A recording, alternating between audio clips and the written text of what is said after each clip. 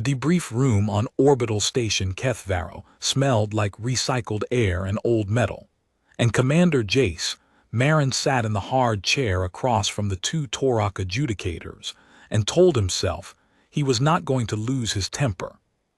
He had been awake for 61 hours. His left hand was bandaged where the skin had split across 3 knuckles from working a manual pressure valve for 9 hours straight.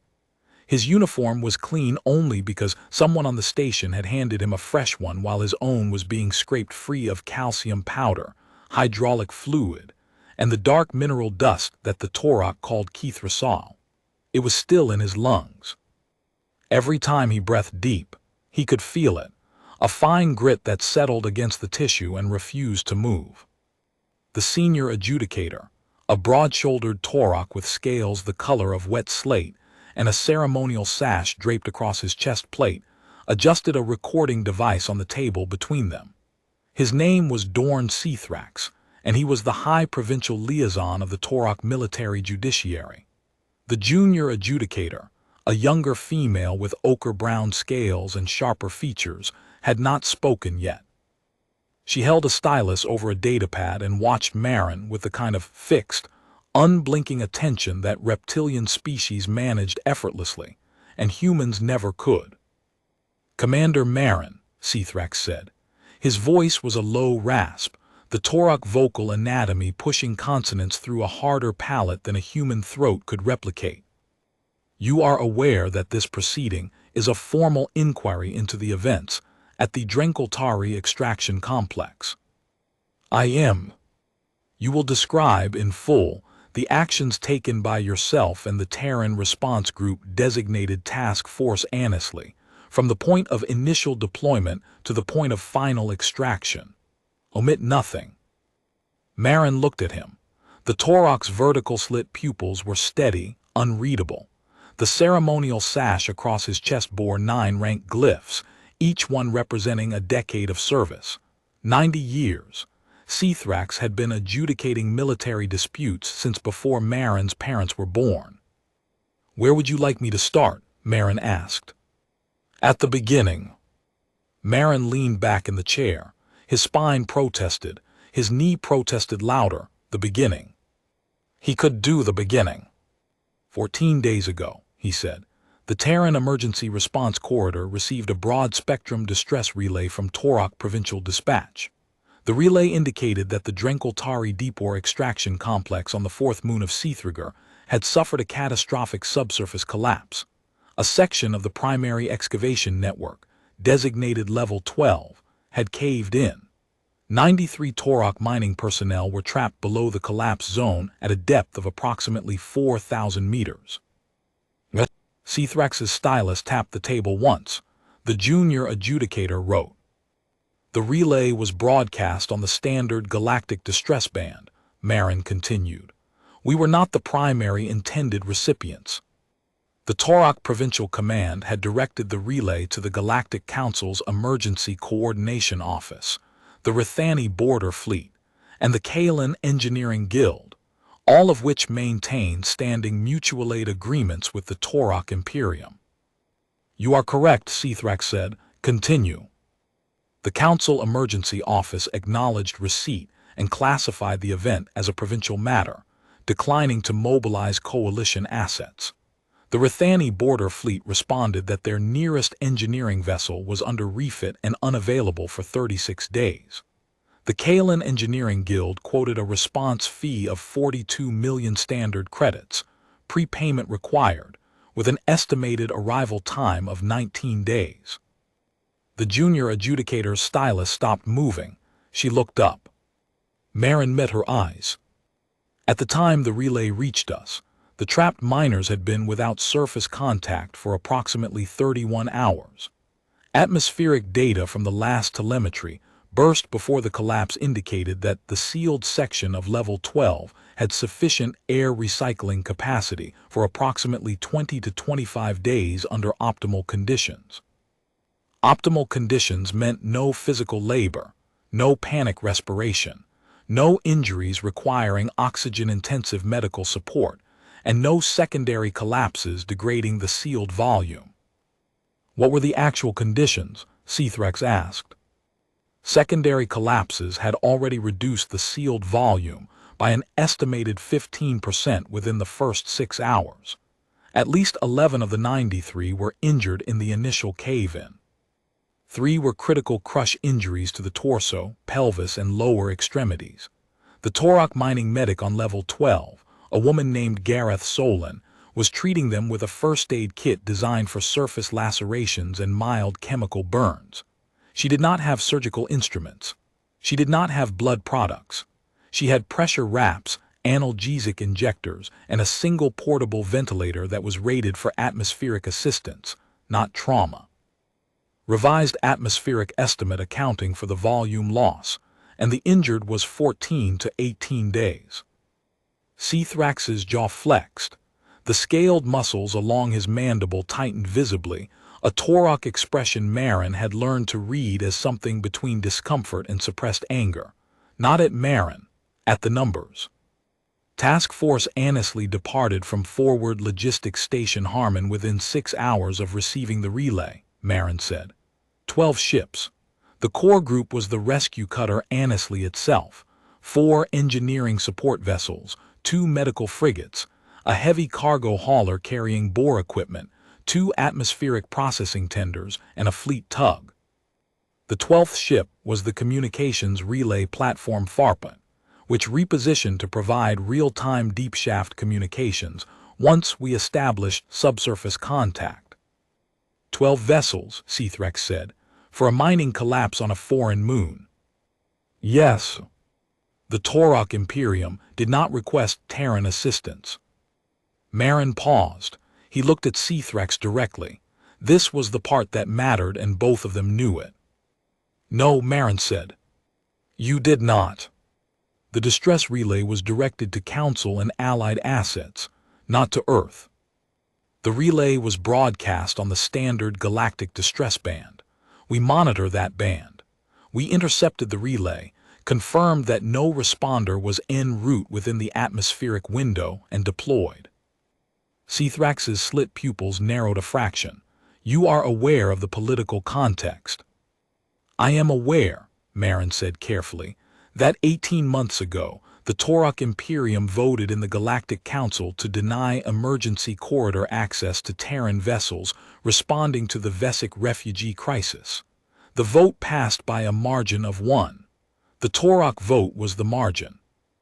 The room was quiet. The recycled air hummed through the vents. I am also aware, Marin continued, that 6 months before that, the Torokh Imperium co-sponsored a resolution characterizing the Terran Emergency Response Corridor as an unauthorized military deployment zone and calling for its dissolution. That resolution did not pass, but it delayed funding for 3 Terran rescue stations by 11 months. Cthrex said nothing. I am aware that the Torokh diplomatic position, as stated by Ambassador Kale Drenari in the Council open session, was that Terran emergency response operations represented, and I am quoting from the transcript, an unsanctioned projection of military infrastructure disguised as humanitarian obligation. End quote. The junior adjudicator was no longer writing. She was looking at Cthrax. Cthrax was looking at Marin. Commander, Cthrax said, I asked if you were aware of the political context. I did not ask you to recite it. I wanted to be clear, Marin said, that I understood the situation before we launched. Every officer on Task Force Annesley understood it. The briefing included the full diplomatic history between the Torokh Imperium and the Terran Emergency Response Authority. I posted the transcript of Ambassador Drenari's speech on the main display in the Annesley's ready room so every crew member who suited up for the operation could read it on their way through. And you launched regardless. We launched because 93 people were trapped underground with 18 days of air, and nobody was coming for them in time. The rest was paperwork. Cthrax held his gaze for a long moment. Then he tapped the recording device. Continue. Marin took a breath. The Kithrisol dust scraped somewhere deep in his chest.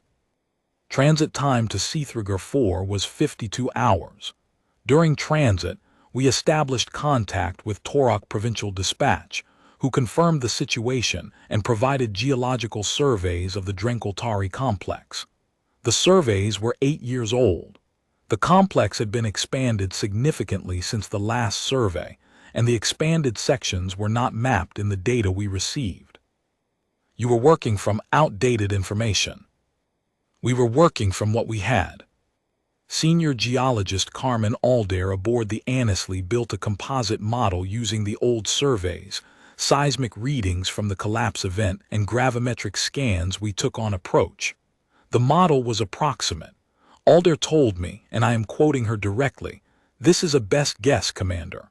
The rock down there is going to be different from what the model says. Count on it." Noted, Sithrak said. During transit, I also had Dr. Nisha Patel begin studying Torokh physiology. She pulled every medical database entry on Torokh biology, surgical tolerances, bone density, vascular architecture, and pharmacological contraindications that she could access. She had 52 hours and she used every one of them. She cross-referenced Torokh bone grafting techniques with Terran orthopedic protocols and built a hybrid procedure guide for the injury types we expected to see: crush injuries, compression fractures, internal hemorrhaging under high gravity.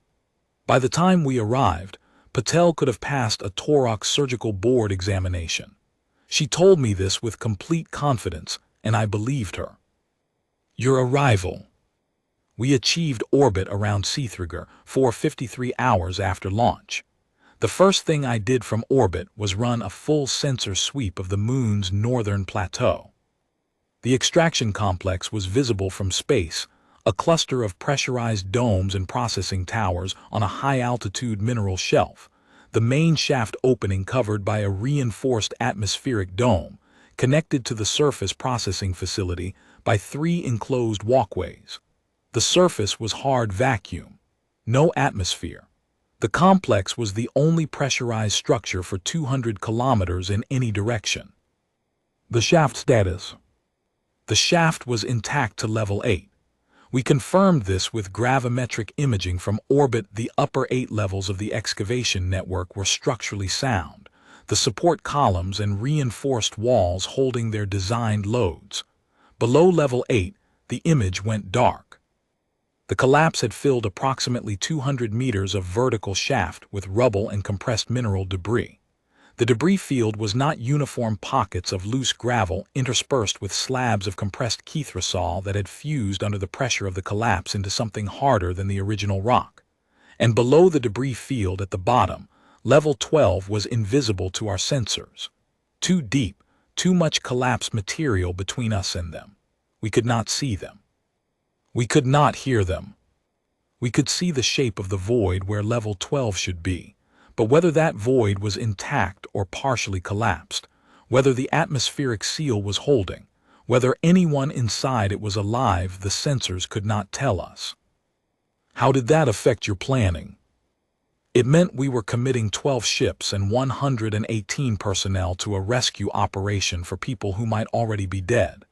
That is a calculation I have made before.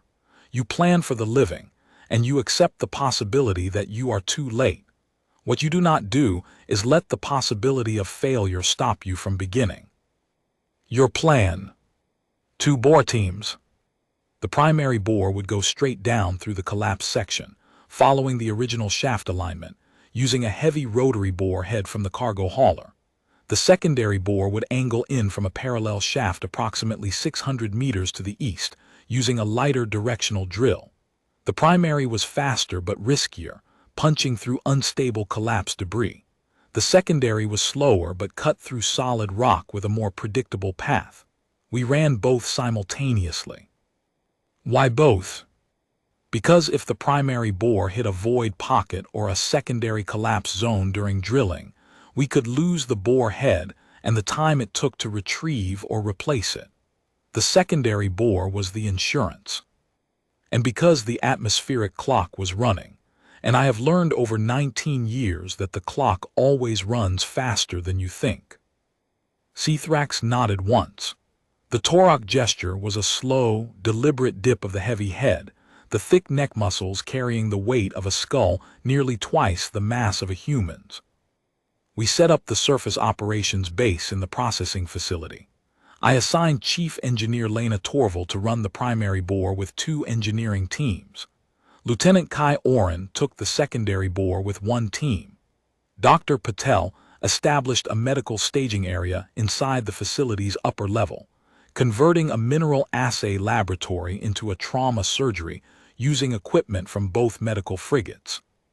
The atmospheric processing tenders docked at the facility's external ports and began manufacturing supplemental air canisters that we could drop through the bore shaft once we broke through mixed for Torokh respiratory requirements, higher nitrogen fraction, lower oxygen than human standard.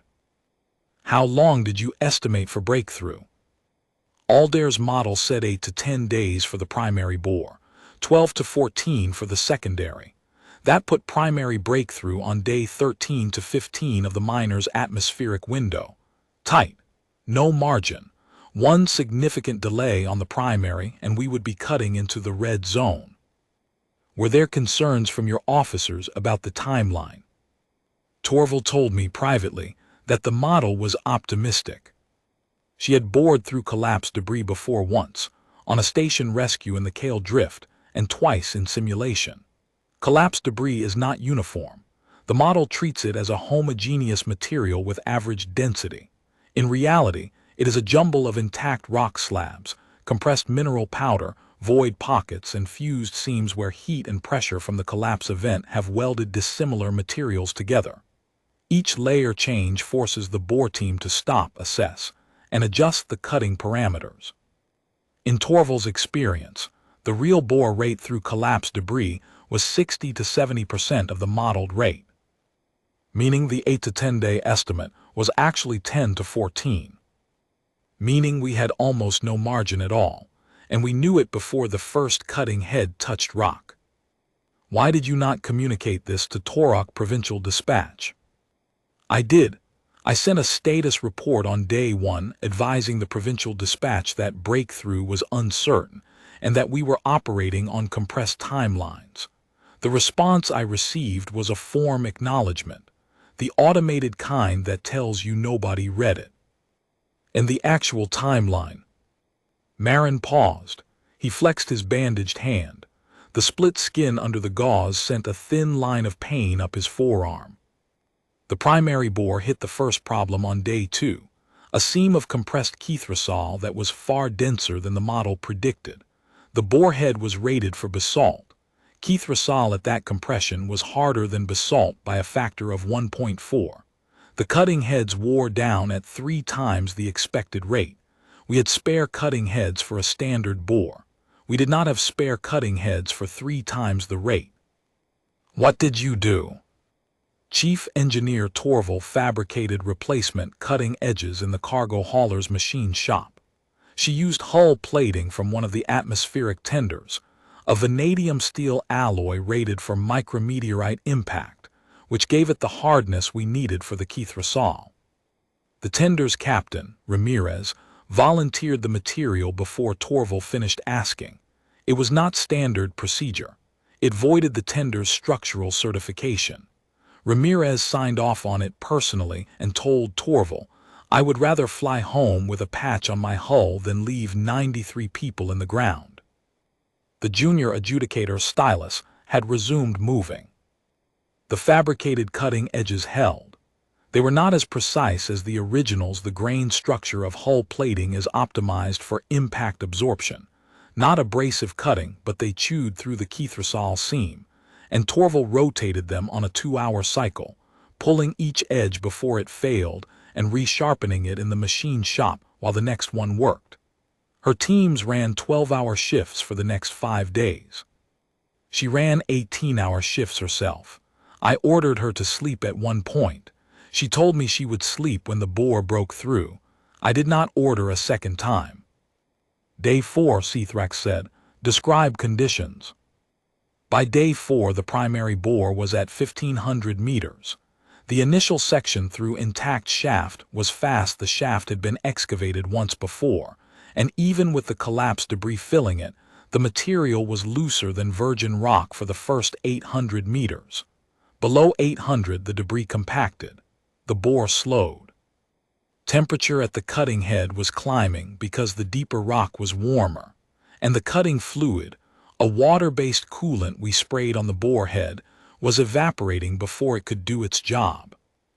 Torvald switched to a silicone-based coolant from the machine shop stores, which had a higher boiling point. It worked, but the silicone fumes added another layer of respiratory irritation for the bore team. Day 5. Day 5, we lost a cutting head to a slab, a 3-meter block of intact basalt that the collapse had wedged into the debris field at an angle.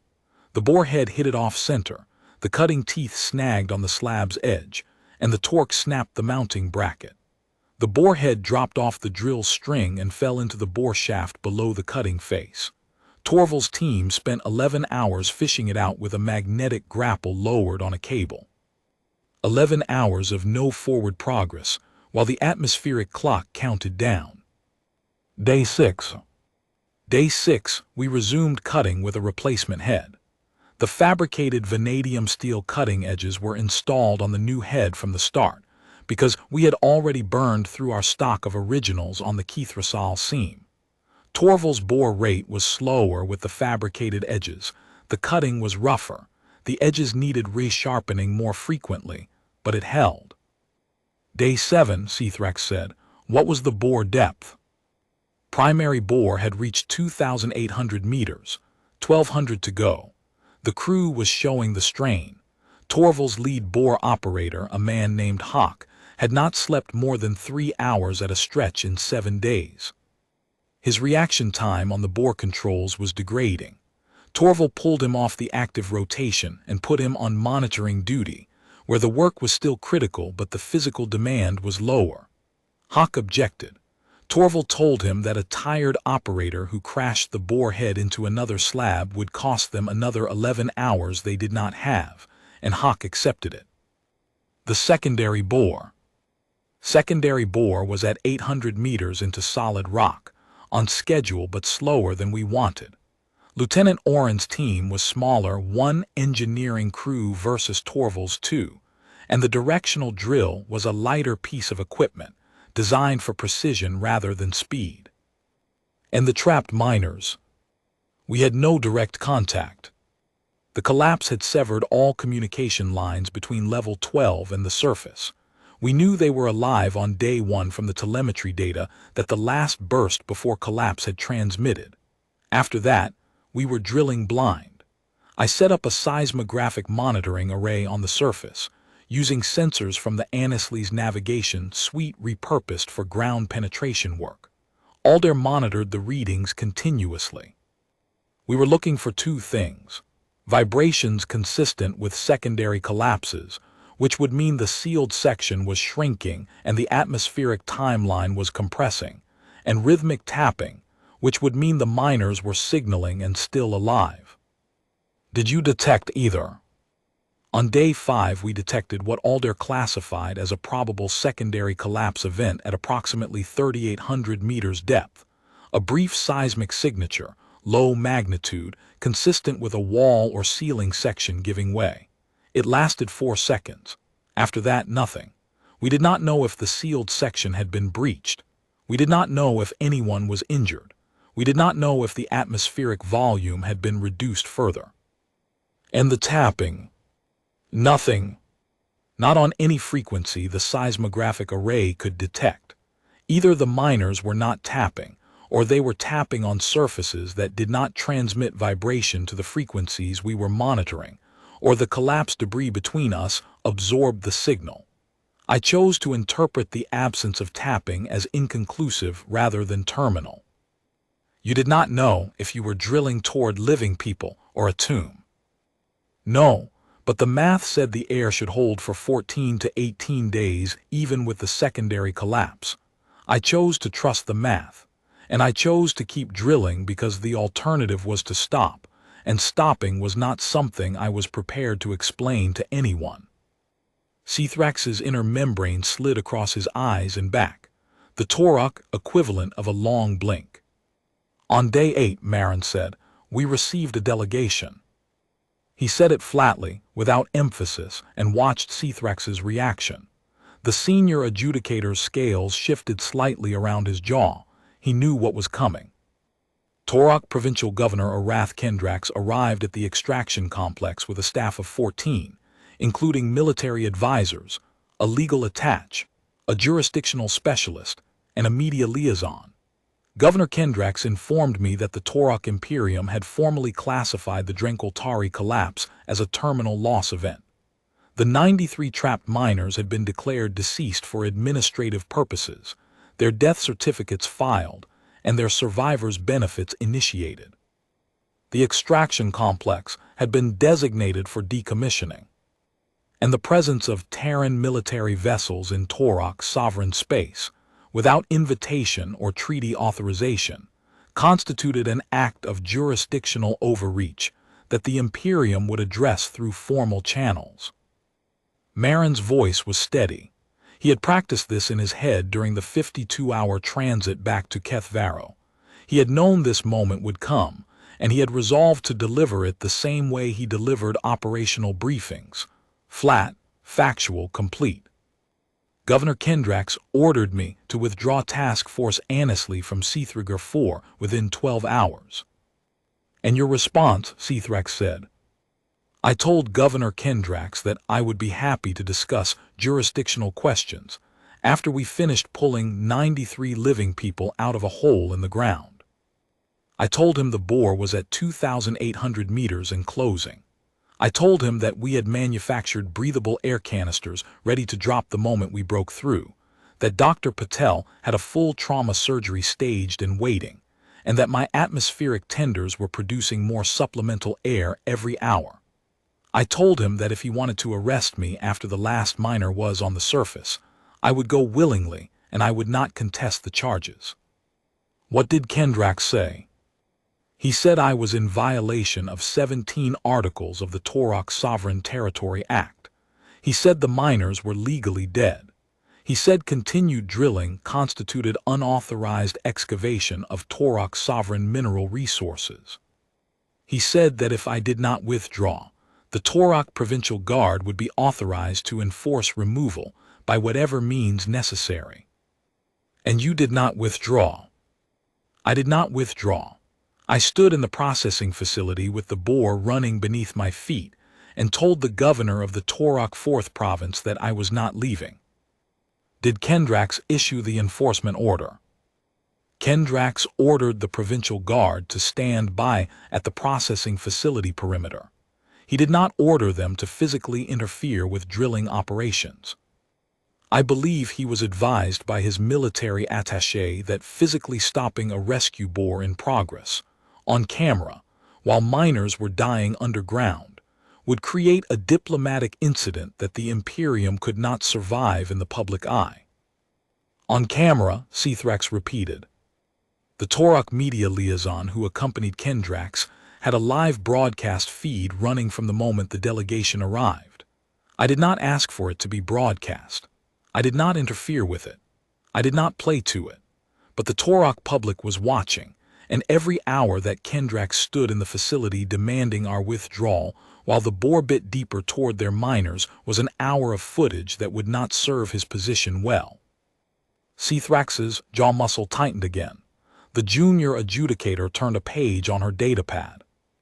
The guard stood at the perimeter for 6 days, Marin continued. They watched us work. I assigned Sergeant Briggs to maintain a liaison with the guard commander, a captain named Vreth Talar, to ensure that our operations did not inadvertently encroach on their cordon. Captain Talar was professional. She did not interfere. On day 11, when one of our engineering team collapsed from Kethrassol inhalation and had to be carried to the medical staging area, Captain Talar sent 2 of her guards to help carry the stretcher. I noted it. I did not comment on it at the time. Day 10, Cthrax said. Day 11, the bore. Day 10, the bore crossed 3,000 meters. Torval called me to the bore head at 200 to show me something. The cutting face had exposed a layer of fossilized material, organic compounds embedded in the Kithra, compressed and mineralized over geological time. She did not know what it was.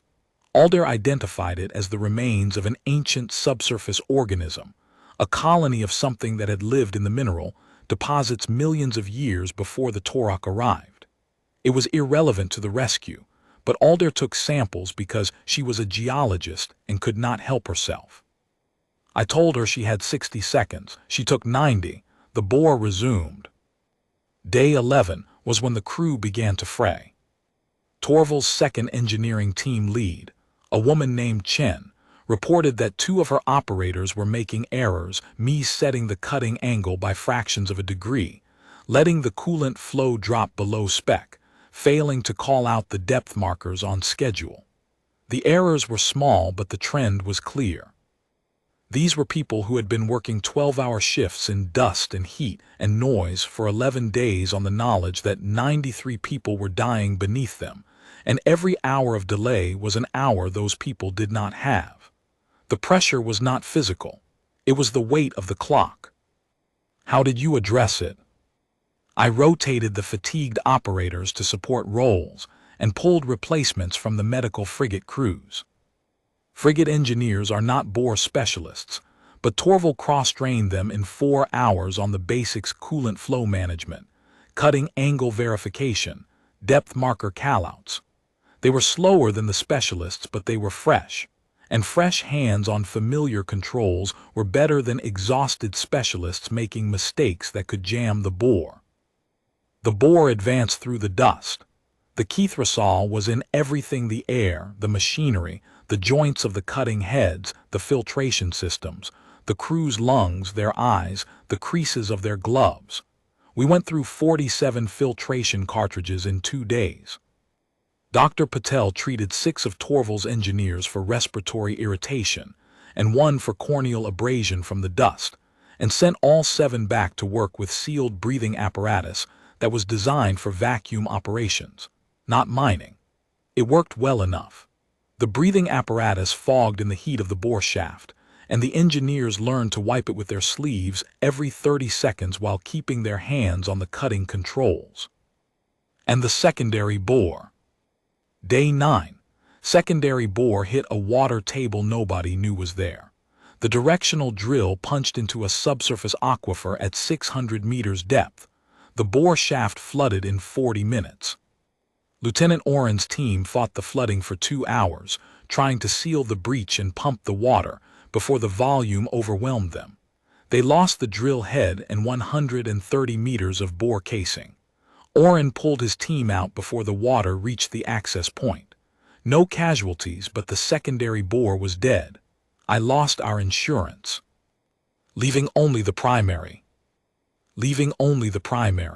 And on day 12, the primary bore hit its second problem. Day 12, Seathrex said.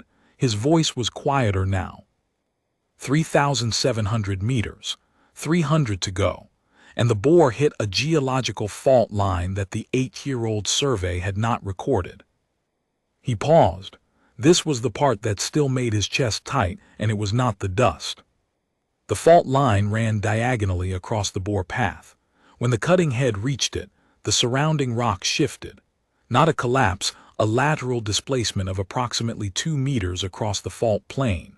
The bore shaft above the fault remained stable, but the section below the fault moved 2 meters east.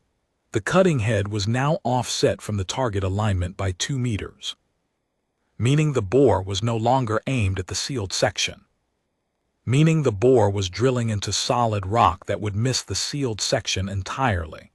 If we continued on the current path, we would break through 300 meters below the surface, 2 meters east of where we needed to be, into a wall of stone. Miss, what did Torval recommend? Torval recommended pulling the bore head back above the fault and re-drilling at a corrected angle. That would cost approximately 36 hours. Alder confirmed the estimate. It was the safe, standard approach. And the atmospheric window. We did not have 36 hours. Day 12. The revised estimate gave us 14 to 18 days total. 14 days minus 12 was 2. 2 days of air on the low end, 6 on the high end.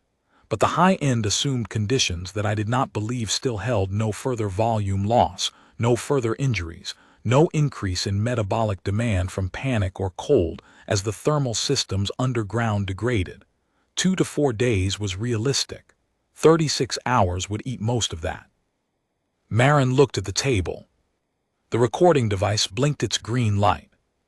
I went down the bore shaft myself. Cthrax's inner membrane flickered. The junior adjudicator's stylus stopped. The shaft was 800 millimeters in diameter, wide enough for a human in a compression suit barely, not wide enough for a human carrying standard rescue equipment. I took a headlamp, a geological scanner, a handheld directional sonar unit, and a comms line clipped to my belt. I descended to the fault line at 3,700 meters, in a shaft that had been bored through unstable collapsed debris, with nothing between me and the rock but a compression suit rated for light vacuum work. Why you personally? Because the shaft was 800 millimeters. Chief Engineer Torval weighs 94 kilograms. I weigh 71. Lieutenant Oren, who was my next choice, weighs 83. The difference was the difference between fitting through the shaft with room to work and getting wedged at the fault line. And because the geological scanner required interpretation in real time, I needed to see the rock, feel the fault displacement, and make the call at the bottom. Relaying data upward and waiting for analysis would have cost hours we did not have. Describe the descent. Marin closed his eyes for a moment. The shaft. He could still feel it, the close walls pressing on his shoulders, the headlamp cutting a white cone through the mineral dust, the grinding vibration of the bore machinery above him transmitted through the rock into his suit, the temperature rising as he went deeper, and the silence below. The descent took 40 minutes.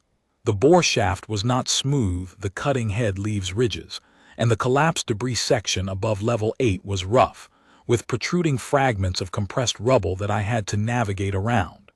The temperature at 3,000 meters was 41 degrees. The compression suit has passive cooling but no active thermal regulation. By the time I reached the fault line, I was drenched in sweat, and the visor of my breathing apparatus was fogging every 15 seconds. And at the fault line, the directional sonar showed the sealed section of level 12 approximately 280 meters below my position, offset 2 meters to the east of the bore shaft's current path. The rock between the fault line and the sealed section was a mix of compressed chithrosol and a softer calciumite layer that the original survey had not identified. The calciumite was weak enough to cut with a hand tool. He flexed his left hand. The bandage pulled tight over the split knuckles. A hand tool, Cthrax said. Torval sent down a hand-operated directional drilling unit on the cable. 60-centimeter cutting head, pneumatic drive, designed for emergency hull repair in confined spaces. I anchored it to the shaft wall at the fault line and began cutting a new path at the corrected angle, through the calciumite seam, toward the sealed section. The pneumatic drive ran on compressed air canisters, each good for approximately 45 minutes of continuous cutting. Torval lowered new canisters on the cable every time one ran dry. You drilled by hand, at 3,700 meters depth, for how long? 9 hours. The room was very quiet. The hand bore advanced approximately 30 meters per hour through the calciumite, faster than retreating and re-drilling from above, but not by much. The air in the shaft was thick with dust. The calciumite threw a fine white powder when it cut, mixed with the darker chithrosol from the walls, and my breathing apparatus was not designed for sustained use in that environment. I changed filtration packs every 45 minutes. Torval lowered new ones on the cable. Every 45 minutes I stopped drilling, unclipped the spent pack, clipped the new one, cleared the dust from my visor, and went back to cutting. Were you in communication with the surface? Continuous. The comms line ran up the cable. Torval was on the other end for the first 6 hours. Then she handed off to Briggs because Torval's voice was giving out. She had been running the bore operation for 12 days on 18-hour shifts, shouting over machinery, and her vocal cords were shot. Briggs kept me informed of surface conditions. At one point, hour 5, she told me that Governor Kendrax had left the facility. He did not say goodbye. He did not withdraw the removal order. He simply left. And the Provincial Guard. Captain Talar's guards remained at the perimeter. One of them brought water and ration packs to our engineering crew at the bore head. Talar did not authorize it. The guard did it on his own. His name, I was told later, was Dren Vaseth. He was 22 years old, and his uncle was one of the 93 trapped on level 12. Seathrax's clawed hand curled slowly on the table. Hour 8, Marin said. 240 meters of hand-bored shaft behind me, 40 to go. The calciumite seam was thinning, and the kithrisol was coming back, harder, denser. The hand bore was struggling. The cutting head was wearing down, and I did not have a replacement at the bottom of the shaft. I was running the pneumatic drive at maximum torque, and the vibration was cracking the skin on my knuckles through the suit gloves. He held up his bandaged hand. Hour 9, 270 meters. I was 10 meters from the estimated boundary of the sealed section. The directional sonar showed open space ahead of void, an air pocket, an intact section of the original level 12 excavation. I switched from the hand bore to a probe, a thin sensor rod designed to test wall thickness in hull inspections. I pushed it through the last meters of calciumite manually, driving it with my shoulder against the base. He stopped. He could still feel it in his hands. The moment the resistance vanished and the probe slid forward into nothing. The probe broke through into open air at 3,970 meters depth. The atmospheric sensor on the probe tip registered breathable atmosphere on the other side. CO2 elevated to 3.1% but below critical threshold. Temperature 34 degrees. Humidity high. The sealed section was intact. There was breathable air on the other side of that wall. And the miners. I heard them through the probe hole, a tapping, rhythmic, 323, 323. The Torokh emergency signal for alive require assistance. Someone down there was tapping on a pipe or a structural beam, close enough to the probe point to hear the drilling stop, and they answered. They had heard me drilling for 9 hours and they had been waiting. Seathrax's clawed hand was motionless on the table. The junior adjudicator's stylus rested against the pad, unmoving. I widened the probe hole to 50 millimeters, using the hand bore. My hands were shaking by then 9 hours of continuous vibration. The suit gloves were saturated with sweat and mineral dust, and the knuckle splits were bleeding through the glove liner. I widened the hole and then we dropped the first atmospheric canister. Compressed breathable air, mixed for Torokh respiratory requirements. It fell through the hole and I heard it land on stone. Then I heard a hiss as someone cracked the valve. Marin's throat tightened. He pushed through it. Then voices, Torokh voices, overlapping, too many to separate, and one clear sentence that came up through the 50-millimeter hole as if it were shouted from the bottom of a well. I did not speak Torokh fluently, but I knew enough to understand the first words. Someone said, "Air." That is fresh air. And then someone else, farther away, shouted something I needed the translator for afterward. What did they shout? The translator rendered it as, "Who is up there? Who came?" "And your answer?" I pressed my face to the hole and spoke as clearly as I could. I said, "Terran emergency response. 93 souls on the manifest. How many are you?" He looked at Seathrax. There was a long pause. I could hear movement below, footsteps, voices, someone crying. Then a voice came back, clear, steady, practiced in command, a foreman's voice. The translator gave me 87 living, 6 dead. We buried them on day 4, and we were told no one was coming. The room was silent. The air recycler hummed its low, constant note. I told them we were widening the shaft and that a full extraction team was staging above. I told them medical personnel were standing by. I told them we had supplemental air, water, rations, and thermal blankets coming down within the hour. And I told them the bore would be wide enough for personnel extraction within approximately 20 hours. How did they respond? For a moment there was no response. Then the foreman's voice came back and the translator gave me, "Commander, we were told by our government that this complex was classified as a terminal loss. We were told that our death notices have been filed. We were told that no rescue was authorized." A pause. "And you are telling me that you came here with 12 ships and drilled for 12 days anyway?" I said yes. The foreman said, "Who authorized you?" I said, "Nobody. We intercepted the distress relay and we came." Another pause. Then the foreman Torokh, I learned her name later, said something that the translator rendered as a Torokh proverb. I do not know the exact cultural context, but the translation was, "The ones who have no reason to save you are the ones who save you hardest." I do not know if that is a well-known Torokh saying or something Torokh composed in the moment. Either way, I have not forgotten it. 20 hours, Torokh said. Torval brought the main bore head back online above the fault and cut a bypass channel along the path I had hand-bored. The calciumite seam was soft enough for the main bore to chew through at high speed once it had a path to follow, but the shaft still had to be widened from 800 millimeters to 1200 to accommodate a rescue pod. Torval's team widened it section by section, working down from the fault line, reinforcing the walls with expandable bore casing as they went. That took 20 hours.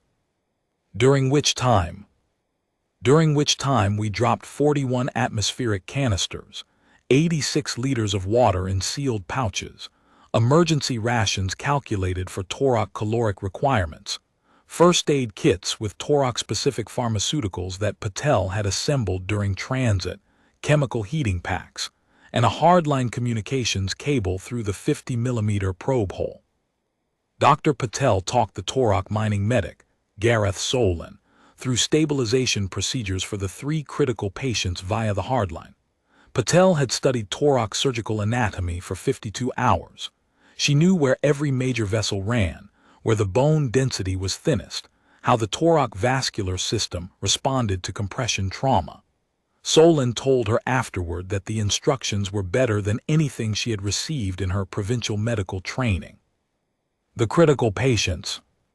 2 of the 3 stabilized under Solon's care with Patel's guidance. Their crush injuries were severe but manageable with pressure stabilization and the analgesics from the first aid kits.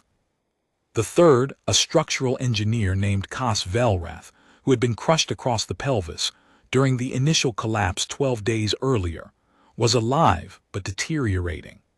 Patel told me privately that Velrath would not survive more than another 30 hours without surgical intervention that could not be performed through a 50-millimeter hole. Day 14, Torokh said. Day 14, 20 hours after initial contact through the probe hole, Torval's team completed the bypass bore at 1200 millimeters diameter. We lowered the first rescue pod at 3:40 local time. The pod descended 3,970 meters in 11 minutes. Who came up first? Kas Velrath, the critical patient. The miners had carried him to the extraction point on a section of pipe shelving they had bent into a stretcher with their bare hands. When the pod doors opened at the surface, Dr. Patel and her trauma team were waiting. Velrath was on the surgical table within 9 minutes of reaching daylight. Patel performed a 6-hour reconstructive procedure on his pelvis, using the hybrid protocol she had built during transit Terran surgical techniques for the structural reconstruction, Torokh-specific bone grafting compounds for integration with his skeletal biology. He is alive. He is in recovery at Provincial Medical Station Sithragar. And the rest? Extraction of the remaining 86 took 14 hours. The rescue pod carried 3 at a time. Each descent and return cycle took approximately 28 minutes. We rotated 2 pods in the shaft, one descending while the other ascended. At 700 I came up from the shaft, I had been down there for 23 hours total, counting the hand bore operation and the supply drops, and I stood at the bore head and watched the pod cycle. Every 28 minutes, 3 more Torokh miners stepped out of the pod into the processing facility, blinking against the light, covered in Kethrasal dust, some walking, some on stretchers, some held up by the two beside them. Were there reactions? The first group of miners to reach the surface looked at the Terran personnel in the processing facility and did not speak for a long time. They stood in the bright light of the facility they had been in emergency lighting for 14 days, and the overhead panels were painful to their eyes, and they looked at the medical staging area that Patel had built from a mineral assay laboratory, the surgical table clean and bright, the monitoring equipment humming. They looked at the atmospheric tenders docked outside the viewports, their Terran hull markings visible. They looked at the crates of Torokh-specific rations and water pouches stacked along the walls. One of them, a tall Torokh with deep green scales and a foreman's insignia on his dust-caked vest, stopped in the middle of the facility and stared at the Terran flag patch on Sergeant Briggs's shoulder for a long time. Then he said something in Torokh that the translator rendered as, 18 months ago my government called your service a military threat, and you came here and dug us out with your hands. Briggs did not know how to respond. She said, "Yes, sir." The foreman looked at her, and his mandible trembled the Torokh expression of grief that is too deep for words, and then he walked to the medical staging area and sat down and let Patel's team examine him. The next groups were more vocal. By the time the 6th pod came up, the surface processing facility was filling with miners who were talking, crying, holding each other, calling names down the shaft to the ones still below. Some of them were asking questions: how long had we been drilling? How had we known? Why had we come? 2 of them asked specifically about the handbore section. Somehow, down in the sealed section, they had heard the change in the drilling pattern, the transition from the heavy mechanical bore to the lighter, irregular rhythm of the hand-operated unit, and they had understood what it meant. Someone up above had gotten off the machine and picked up a hand tool. A mining foreman's assistant named Colt Barron told Briggs that when the drilling pattern changed, Foreman Drothic had gathered the crew and said, "Someone is hand drilling to reach us. That means someone decided we were worth the work." Barron said that was the first time in 12 days that anyone underground had believed they would survive. Seathrax's throat rippled. The scales along his neck shifted in a slow wave that moved from jaw to chest plate. The extractions continued through the night. At one point, pod cycle 17, a miner came up carrying a child's toy, a small carved figure made of Kethrasal crystal, polished smooth. She walked to me directly, holding it out. She said through the translator, "My daughter made this for her father. He is one of the 6. He carved the stone for her and she polished it for him. She told me to give it to whoever came to bring him home. I took it. I am carrying it in my uniform pocket now." Marin did not touch his pocket. He did not need to. Seathrax looked at the pocket and then looked away. The last miner reached the surface at 22:14 local time on day 14. Senior Foreman Cyril Drothic. She came up last because she refused to leave before every member of her crew was above ground. 87 living. 6 deceased, brought up after the living were extracted, wrapped in emergency blankets by the mining crew who had sat with their bodies for 10 days underground. Drothic supervised the removal of the 6. She knew each of them by name, by crew assignment, by years of service. She recited it as they came up. I listened. 87 out of 93. 87. We did not lose a single person who was alive when the collapse happened and who was still alive when we reached them. The 6 who died were lost in the first 72 hours, 3 from crush injuries in the initial collapse, 2 from a secondary cave-in on the second day, 1 from cardiac arrest. The mining medic, Solon, did everything she could for all of them. Seathrax tapped the recording device. The junior adjudicator set her stylus down. "Commander Marin," Seathrax said, "I will ask you a question that is not part of the formal inquiry." Marin waited. You were aware, before launch, that the Torokh Imperium had voted to deny corridor access to your rescue service.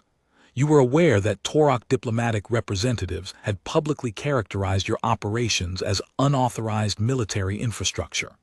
You were aware that your presence in Torokh's sovereign space would be challenged, and you prepared your crew for that challenge by posting the ambassador's own speech on the ready room wall. You knew all of this.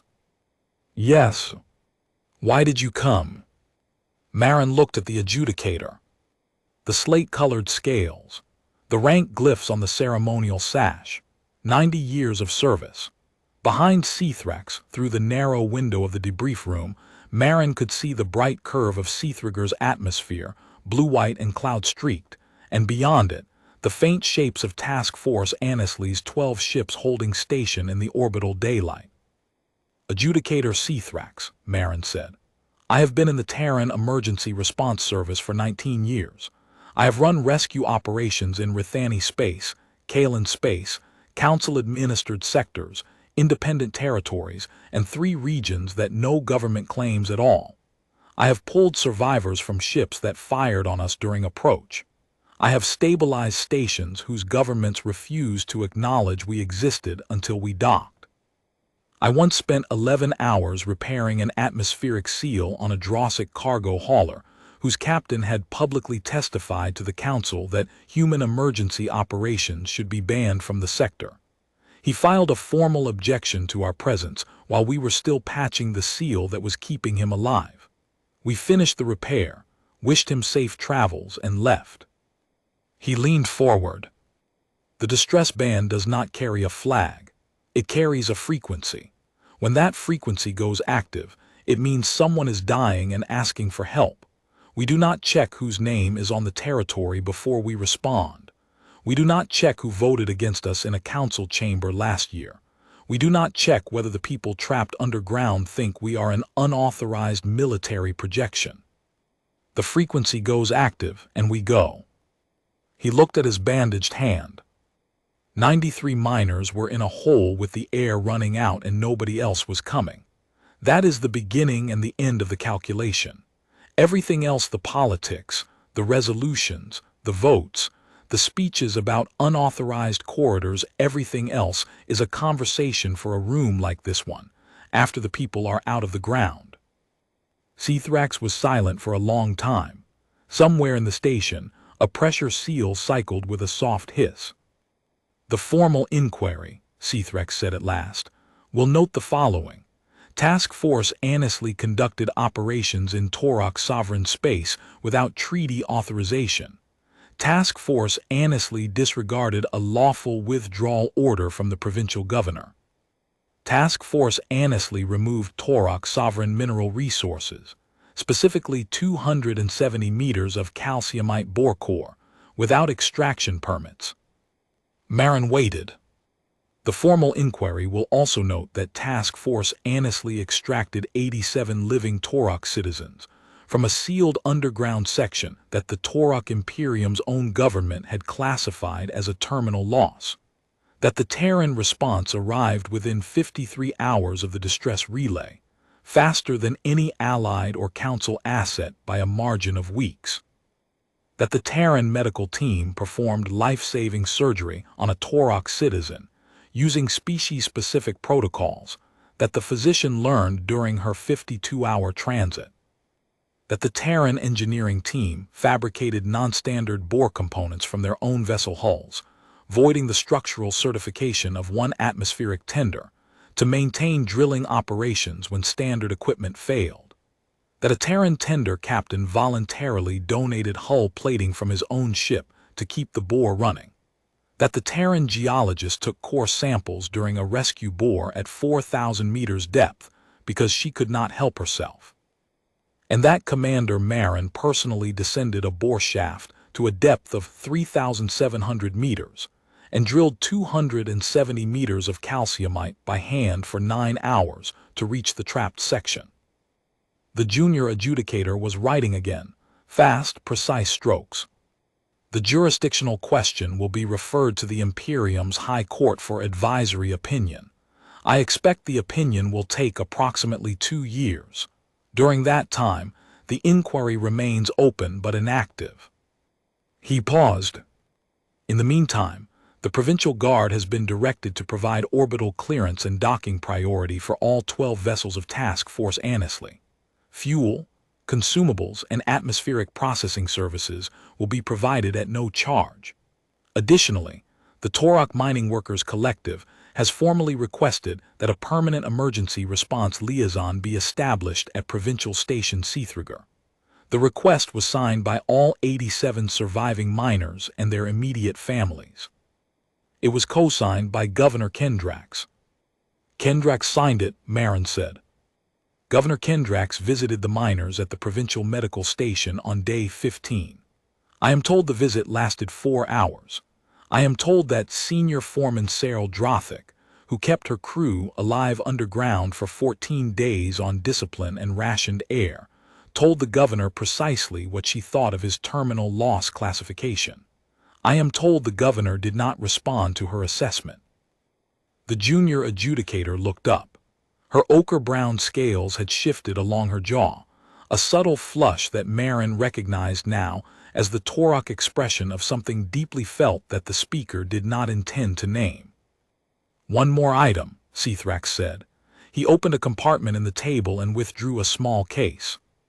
Inside, resting on dark fabric, was a circular medallion of heavy dark metal, bearing a glyph that Marin could not read. "The Seathriger Mining Commendation, awarded to individuals who demonstrate exceptional service in the preservation of mining personnel. In 140 years, it has never been given to a non-Torokh." He placed the case on the table. "The Mining Workers Collective has awarded it to every member of Task Force Annesley. 118 medallions. Yours is this one." Marin looked at the medallion. Dark metal, an unreadable glyph, earned in a shaft at 4,000 meters in dust that was still in his lungs, on a moon belonging to a government that had voted to shut down the service that came for them. "Adjudicator Seathrax," Marin said. 18 months ago, your government's vote denied emergency corridor access during the Vesic refugee crisis. 7 transports were lost, 14,000 dead." Seathrax did not look away. "What does the Imperium intend to do about that?" The room was quiet. "Commander, the Imperium does not discuss pending diplomatic matters in a military inquiry." "Understood." However, Seathrax folded his clawed hands on the table. The claws clicked softly against each other. "I will tell you, personally and off the record, that the Torokh delegation to the Galactic Council has received revised instructions regarding the upcoming session. The emergency corridor access resolution will be reintroduced. The Torokh Imperium will vote yes. Ambassador Drenari has been recalled for reassignment. His replacement has been instructed to withdraw the characterization of Terran emergency response operations as unauthorized military infrastructure." Marin let the words settle. He did not smile. He did not nod. 14,000 Vesic dead during the 11 weeks the corridor was blocked. No vote in a council chamber would bring them back. "Additionally," Seathrax continued, "the Imperium has allocated funding for 3 orbital medical stations in regions currently unserviced by any emergency response capability. The stations will be jointly operated with the Terran Emergency Response Authority under a framework that is currently being drafted. I am told the framework was initiated by a letter from Foreman Drothic to the High Council, co-signed by the families of the 6 deceased miners, requesting that their deaths not be meaningless." The junior adjudicator's stylus moved steadily. "The Seathriger Mining Commendation," Marin said. "What does the glyph say?" Seathrax looked at the medallion. "It says they came for us." Marin picked up the medallion. It was heavy. The metal was cool against his palm. "Permission to distribute the remaining 117 to my crew." "Granted." Seathrax stood. The junior adjudicator stood. Marin stood and his knee screamed and the dust in his lungs scraped and the bandage pulled over split skin. "Commander," Cthrax said. He extended his clawed hand across the table. The gesture was unmistakably Terran in origin. Someone had taught him, or he had learned it from watching the footage. Marin took the hand. The Torokh grip was dry, scaled, and careful.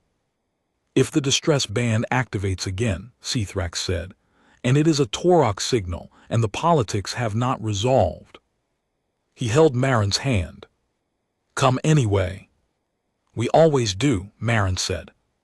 Cthrax released his hand. The junior adjudicator closed her datapad. The recording device sat dark on the table, its green light extinguished.